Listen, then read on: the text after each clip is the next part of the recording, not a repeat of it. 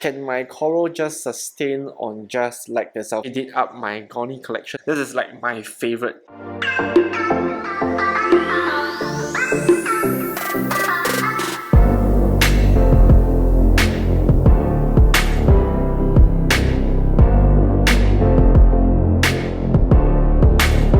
So for today's episode, right, we are actually going to talk to you guys about coral nutrition and why is coral nutrition really important. So for those of you guys who's been asking me a lot, right, your questions that I always get quite often is, do you really need to feed your corals? Like, hey, they are photosynthetic, right? So by right, your light source should be enough for your corals. But then, is that really true? So today I'm actually going to debunk a couple of the questions that you guys actually ask me about. So first question that I get very often, right, is can my coral just sustain on just like themselves? So basically just like photosynthesis, and then they can actually thrive. This is true, but not say really true as well, because okay, so most of the stuff that you get here, right, is photosynthetic except for like your NPS corals, right? So they can actually do produce about 90% of their food based on the light that they get, which they photosynthesize. Sorry, the algae inside there photosynthesize, and then in return give them the food, the energy that they need to grow. So that is true. You corals actually do get that, but then ask yourself this: corals have mouth, right? So why do they actually have mouth for if they can do this? So their mouth is actually, yes, you use it to expel waste, but at the same time to intake waste as well. So corals actually do need like a requirement of about 10 to 5% of their entire lifetime, right? They actually do need to catch food. So it's good to really supplement your corals with other stuff. So I would suggest that, yes, even though they photosynthesize, right, it's still good to give them some extra stuff for your corals. The next question that I get a lot is it really necessary to feed your coral? So based on my past experience, right, throughout reefing for so many years, right, I've seen home tanks that actually don't do anything to their corals. Their corals still look good, still is thriving. There are some people who really do feed their corals really well, and their corals are fluffy, large as well. So it's really based depending on what kind of reefer are you. Are you the kind that just leave your corals there and just let it be, and then just let everything grow on its own, or you are the very hardworking kind who actually really put your hand into the tank and actually target your corals every single day or every other day. So it really depends on what kind of reefer you are, how busy your schedule is before you actually come out whether you really want to feed your corals or not. But if you ask me for my suggestion, right, I will still say at least feed your corals once a week. It will benefit your corals drastically. So the third question that I always get from reefers, right, is what to feed your corals with. So for today's video, right, it's pretty hard to actually type and then to answer all your questions. So I'm just going to do a video about coral nutrition and the couple of things that I do, what I actually feed my corals with, and then what are the tips and tricks that I actually do to have this tank over here, which is, I believe this is pretty bright. Everything is lush and growing. So yeah, so I'll let you know what is the feeding regime for the COVID tank build, what are we feeding the COVID tank build, and why am I actually using all this stuff to feed the COVID tank build. Okay, so mostly you see, right, this COVID tank, right, is actually housing a lot of LPSs. We have the frog spawn on top, the Duncan behind. I have my torch area here. Yeah, so this is a new one. It's a gold torch, but I cannot really tell what kind of gold torch it is. The holy shit is still beside. I have the blastomusa area and the Goni area. Got a couple of new stuff as well. The purple black lash Gonis. These are really nice Gonis. So yes, I actually did up my Goni collection a little. Still small, still waiting for it to grow up to the one behind. So these guys they have a separate feeding regimen for them. And then Zoles itself is a separate feeding regime. The clams is feeding differently. The Euphilia garden here, it's feeding almost very similar with the other euphyllias that you get over here.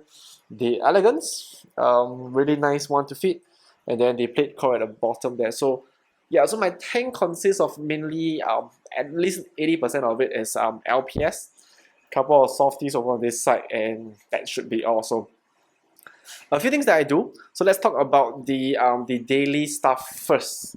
So for daily stuff, right, I actually do dose the Red Sea AB plus. So for you guys who know the AB plus, right, AB plus is actually there used to be a part A, part B solution, which is kind of annoying last time because you have to buy 2 bottles and then you have to dose them separately.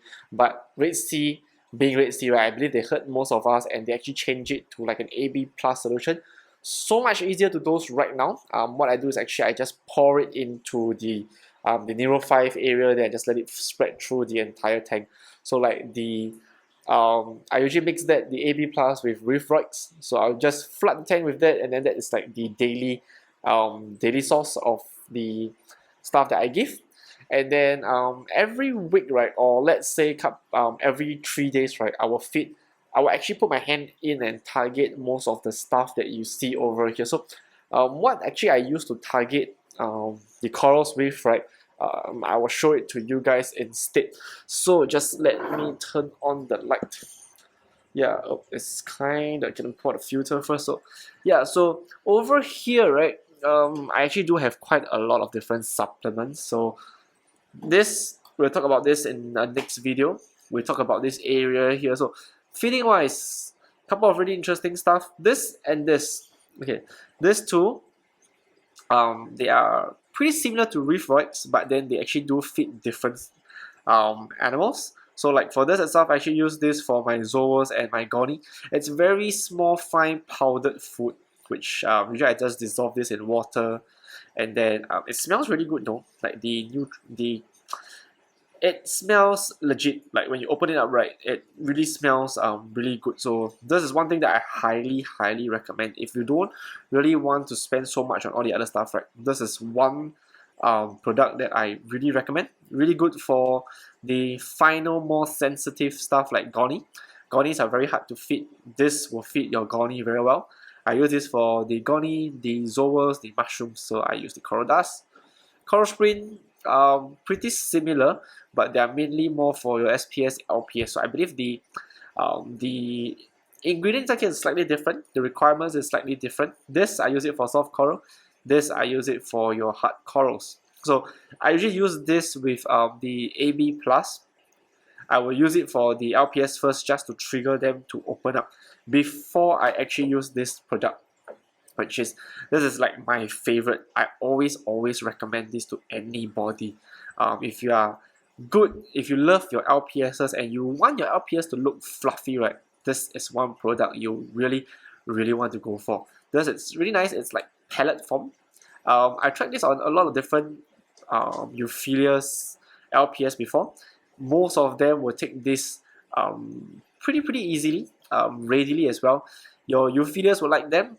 I used to feed this on the elegance as well. Even for blastomusas, right, this is fun to feed because you can actually watch your blastomusa actually, the pellets actually drop on top of them, right, and they actually slowly take it into their mouth. So it's one product that I highly recommend. Feed this every week to your LPS, and I guarantee you that your LPS will actually look a lot more fluffier compared to if you don't feed them. I highly recommend you feeding LPS because LPS is one. Especially like the more meatier type, right? They require an external feed. So this is the 3 that I use. And then over here, right? So what is all this at the back here?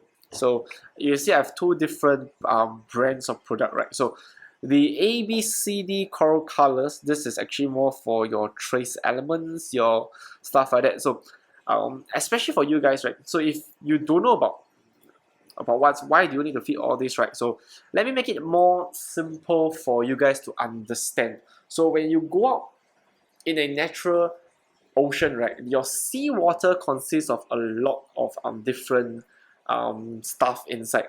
But then when you put them in a captive environment, right, what happens is, especially, right, we always recommend you guys to use RODI, right? So if you use RODI, you mix your own salt mix, right?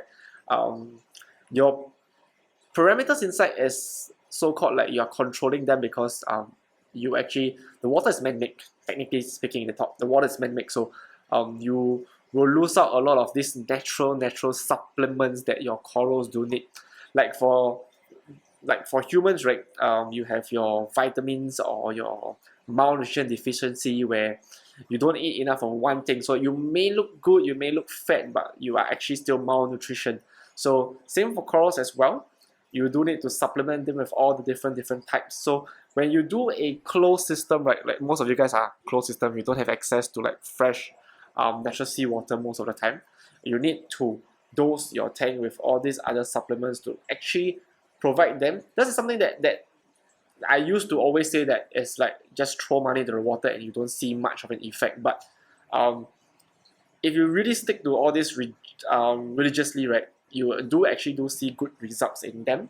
Like for this itself, right, the A, B, C, D, they actually provide all the different stuff like the iodine stuff, and then you have your other trace elements, your other couple more trace elements, and then like your minerals. So they work hand in hand. Some help you to absorb better, some gives you the trace elements that you don't get in your natural in your RODI water source. Over here, one thing that I highly recommend is this product over here, which is what they call this to the I think it's, I don't know how we call it, but it's amine and mines.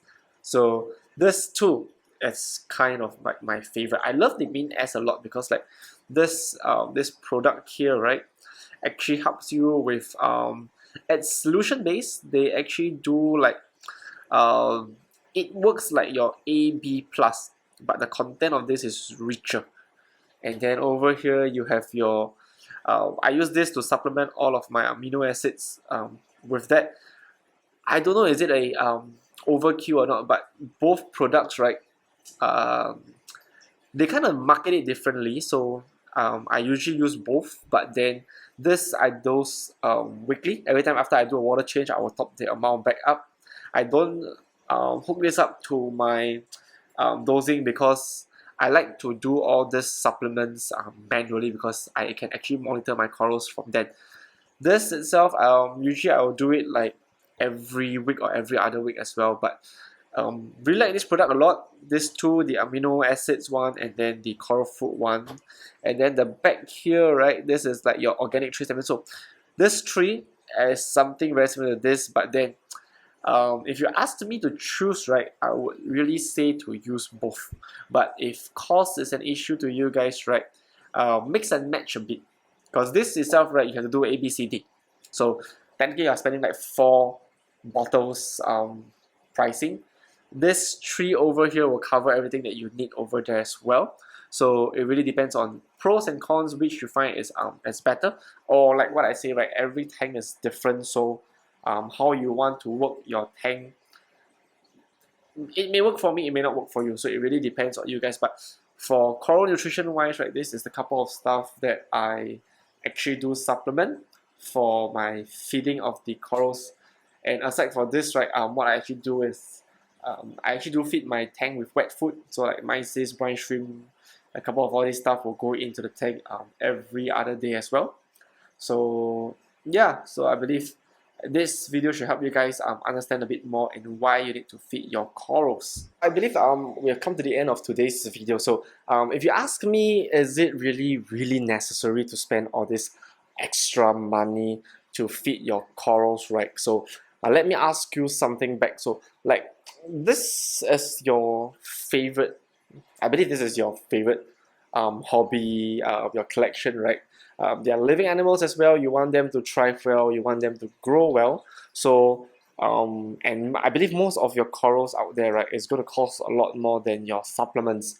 Like, most of the stuff, like let's say your holy grails and all the stuff, is going to cost way more than what your supplements is going to get. So, why spend that money on very expensive corals and then after that save up on all the coral care products later on? You end up buying a very nice coral, but the coral is not going to look as good as you first got your coral. So why not just I will always recommend, right, get something that you like, something that you don't really have to follow the names, the IDs, all those other stuff. Get something that really likes, that fits your color palette of your tank, and then from then on, improve that coral's health, that coral's growth by supplementing it with food and really taking care of it in terms of water parameters, in terms of your feeding regime, right? You will see really good growth in your corals. For example, this annoying um, the Ferridazoles here. I don't know if you guys can see, but I actually grow a lot more polyps again, so it's pretty annoying though. Yeah, so I would say that if you ask me, right, I'm the kind of guy that I like to feed my corals. I find that it's a very fun thing to watch them eat, especially LPSs. If you do an LPS tank like mine, yeah, and you do feeding, right, it's pretty interesting. It's pretty fun to actually watch your corals actually open up their mouth and then actually absorbing the food in it. It's a very different experience, so I would say that I would really recommend you guys to do feed your corals. But yeah, so that will be the end of today's video. Next week, I think I will do another video on a coral care update. But next time round, I should be talking to you guys about water parameters. What should you watch in your water in terms of your parameters? What the numbers should look out for? What are the little tips and tricks that I actually do to maintain the COVID tank? But same thing, if you like all the videos that we put up for you guys, like, subscribe, and I'll see you guys soon next week.